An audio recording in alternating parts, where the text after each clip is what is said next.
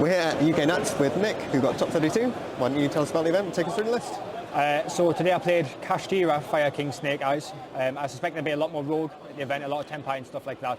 So I built this deck to be immune to the board breaker variants of things like that, and just put up like unbreakable fields against the rogue decks and in the mirror match to try and outskill opponents. So cool. A lot of it's quite generic. You'll have seen like 3 ashes, obviously normal, 2 poplar, wanted. 1 flamberge, you don't need 2. For ages I was testing it with 2, but it turns out it's just a skill check. And last card's Snake Eye Daybell selects this card's mint, says that normal stuff. Cool. 3 Witch, it's part of that engine as well. And the Fire King card is Ponix, Garunix, Double Kirin, or Vata. Okay. There's a lot of times this weekend where I thought that the 3rd Kirin might actually come up. It's something that I didn't do the maths on work out correctly, but that's something I'd consider changing, because every time you draw Ash plus Kirin, your combo goes through. This was terrible. I think I summoned it once in the entire day and I was already winning. So you can't cut it, I don't think, for combos, but it is very unnecessary. And then the last 2 monsters was 1 Fenrir and 1 Unicorn. Basic cash stuff. Cool. Just put all the engines together and see how that goes. So engine spells, 3 Bonfire, 3 Wanted. It's pretty straightforward. Terraforming, Original, and Temple.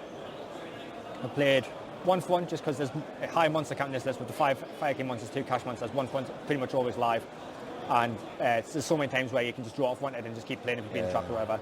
And then to go with the Terraforming, we've got the 3 Race Off and Fire King Island. Okay. It's a field spells. We've got Birth is the one-off for the cash package, Fire King Sanctuary is the one-off. Normally I was sending this off Orc as part of the combo because no one's on Ghost Ogre, but then I got Ghost Ogre out of my island 1 round and I was like, oh. But I still won that one, so that's fine. Sure. And then more flex spots. We've got double talents. This was hit and miss. You have it in going first and it's really good. Every time going second you break the board, but if you don't get hand trapped you've won regardless, so it's like not necessary. This was really, really good, breaking boards going second. If you go first, this is the best card because you go like +4, so you just send all your junk, just drop on the field and you kill them before regardless.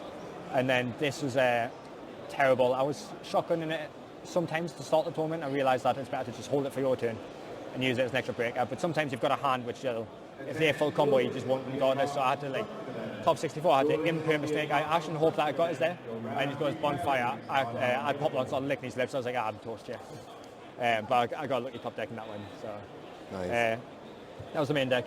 Cool. Extra deck's relatively standard, a couple of just the Fire King bits. So Anima comes up against bad players and it sucks up 2 mana apples, sometimes it's quite good. 2 Chalmers, IP, SP, Nightmare Phoenix is the main 2s. So the combo that we were going for was ending with this in the spell and trap zone and IP in the graveyard, and then I'll go through that in a second as to why they sort of formulate that. And then do Little Chimera for the combo, which gets Kirin into hand. It's like the best way you can end the game, and your opponent just doesn't see the interruptions. The 2-3 standard, Appaloosa standard. I did this combo once in the entire tournament, and I would have won the game regardless, but it just killed them quicker. So it's like I'd even consider dropping that for like the Melodious package and just pay even more gas. Probably not right. Amber Whale again for the end board with the Fire King stuff. And Drake would sack for if you draw Unicorn plus Witch, you do Appaloosa before combo and sound. And then this is the you've seen on the feature match where we're linking off boards into this and just turning off monster negates as well, stopping like things like Flamberge and Orc. So this is really powerful that no one's seen coming. Cool.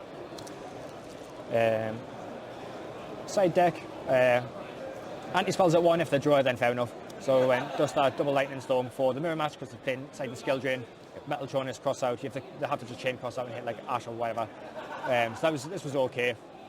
And then for the mirror match as well, we're hard going second. The MVP of the weekend by absolutely miles. You just because I'm not playing hand traps, I'm not hand trapping people. They just assume I'm on breakers, and once you get through a few rounds, people start telling their mates and things like that. So I was playing 3 evenly match, and I would just go if they do full combo and it's like having man race themselves, like Joe stand by main battle phase, and every single person goes, oh shit, what do I do? Masquerade, bring out the IP, and then link off in SP and things like that. Game 1 I don't have the evenly, so if I've got talents, I've just like broke the board just like that. If not, I've baited out 2 interruptions and I just stopped playing anyways. And top 64, the guy called my bluff, so someone must have taught him. And he just looked at it and went, yeah, that's fine. Straight at battle phase, and I had to evenly slammed it down and left him with just flambage. So Okay.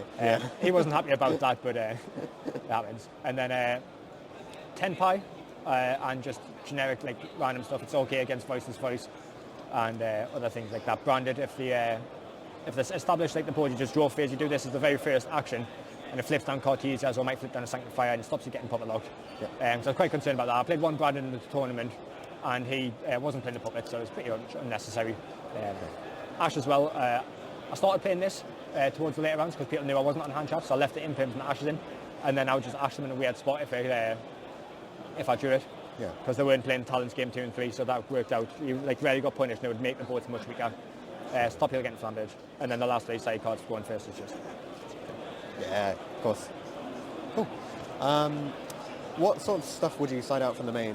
Is it just the hand traps? Change up the lineup? So going second, depending on the matchup, unless the cash stuff is really good, I'd side down 2 planets, terraforming, unicorn birth. So that package comes out going second. I'll leave 1 planet and 1 Fenrir, just for consistency reasons. It's a strong breaker. Going first, I took out things like Imperm came out, and Skill Drain went in. That was pretty much it, really. Unless I'm playing against like Branded specifically, and then it's just stronger non-engine than things like Droplets. So there's a fairly straightforward side ins and outs, to be fair. Nice. Have you got any shout-outs you want to make? Yeah, so a few shout-outs to Team Mantra, who's a testing squad from Newcastle. 4 of them were made day 2, 3 of them got in top cut, and so really happy with the boys. We put a lot of effort in, and shout out to all of them. So shout out Nesh, whose deck profile I seen on the Wednesday. He doesn't know who I am, but I was just playing the Snake Eye Fire King stuff, and playing more breakers and things like that, but I realised that like going second, it does still have the same issues.